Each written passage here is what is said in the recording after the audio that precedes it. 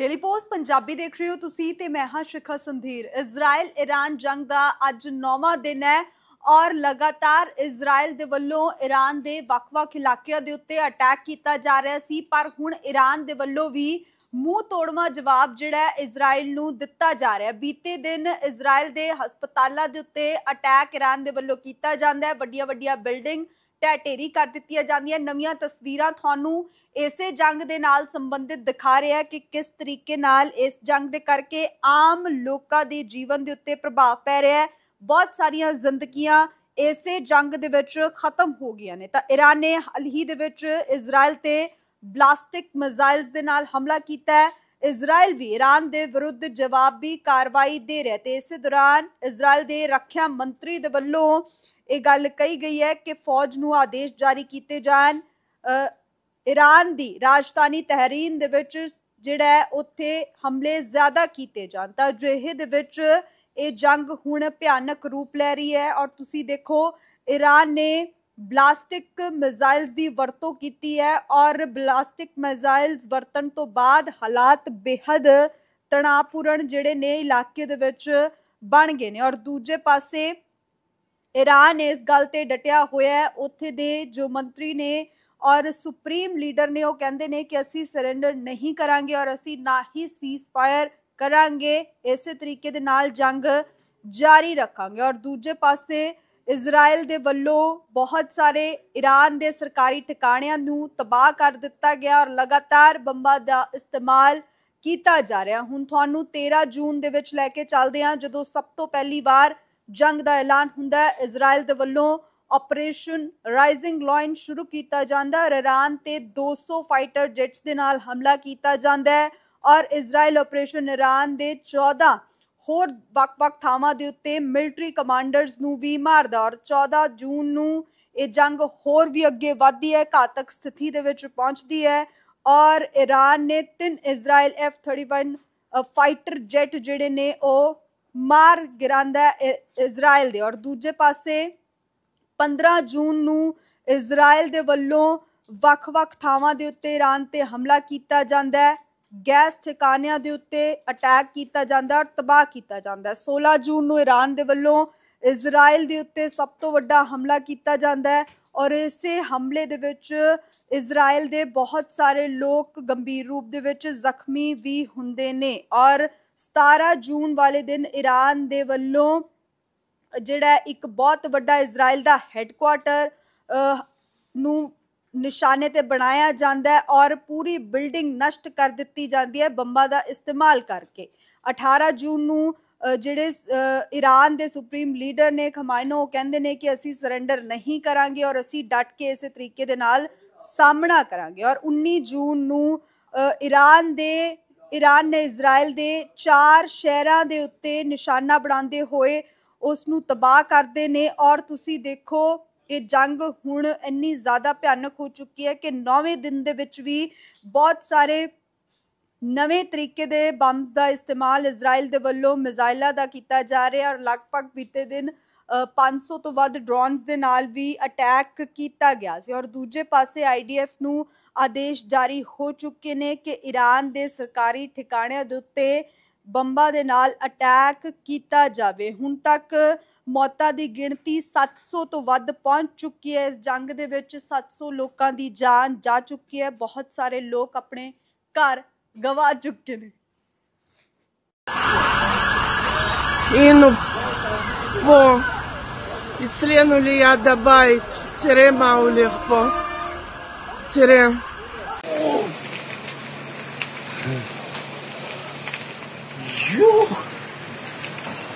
لا אבל הנה השתלטו.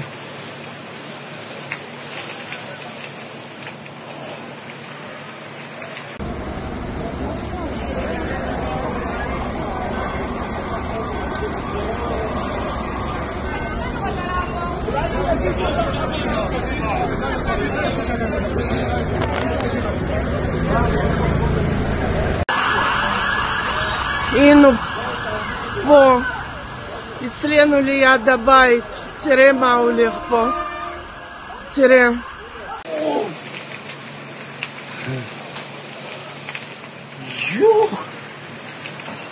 לא, אבל הנה, השתלטו.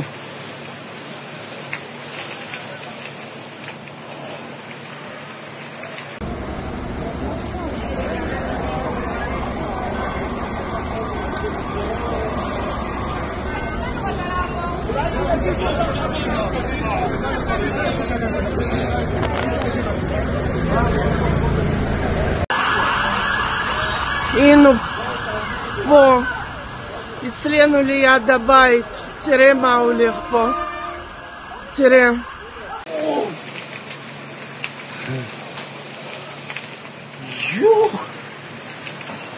לא, אבל הנה, השתלטו.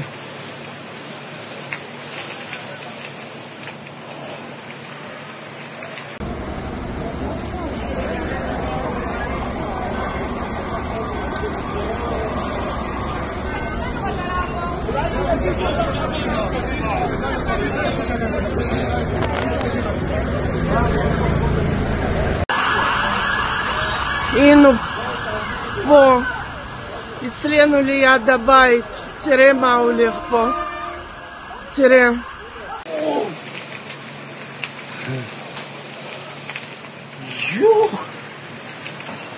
לא, אבל הנה, השתלטו.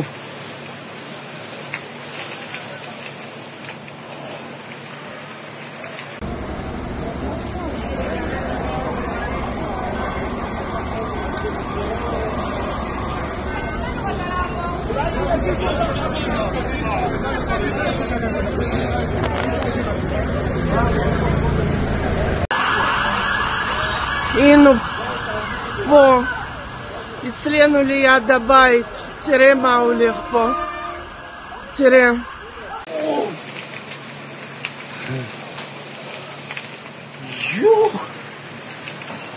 לא, אבל הנה, השתלטו.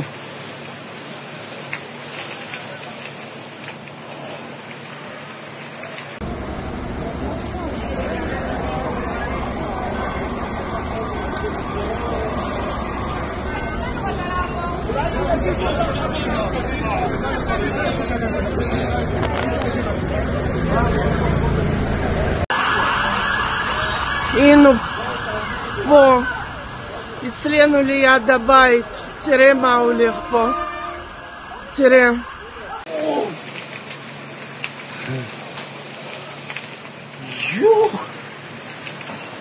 לא, אבל הנה, השתלטו.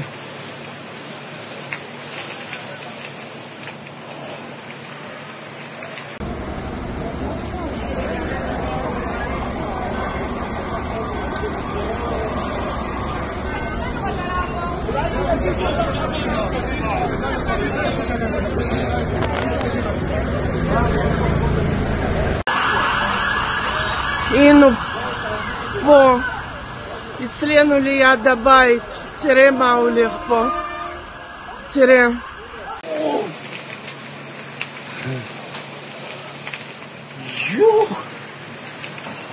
לא, אבל הנה, השתלטו.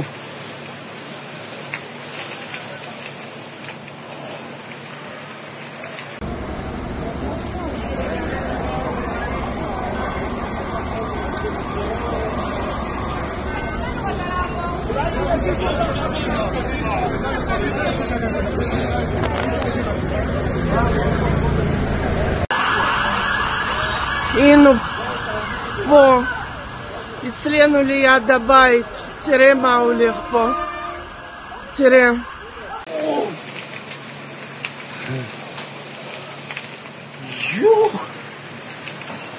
לא, אבל הנה, השתלטו.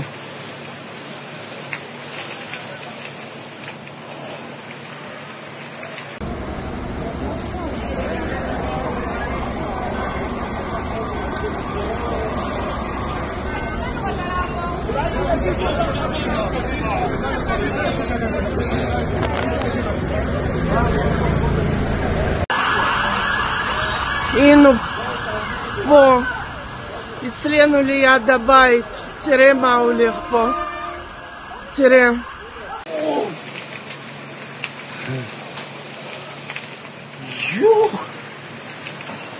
לא, אבל הנה, השתלטו.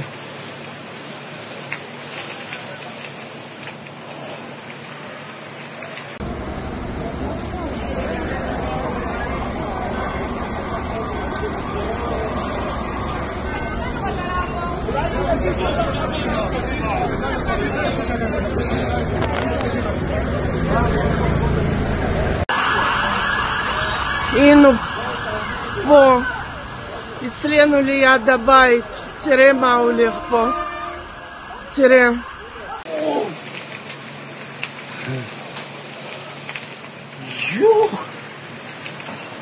לא, אבל הנה, השתלטו.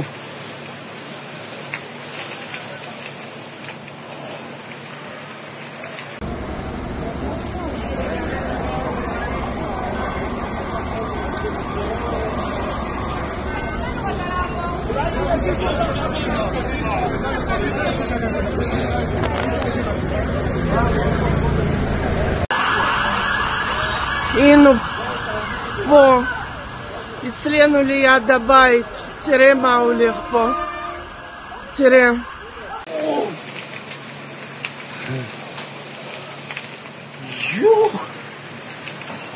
לא, אבל הנה, השתלטו.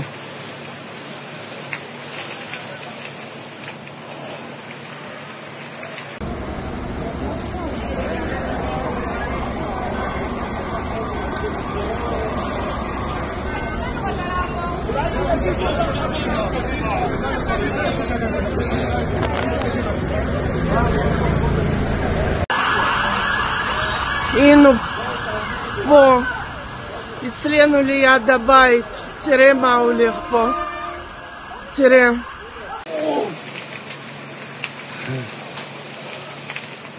Juh!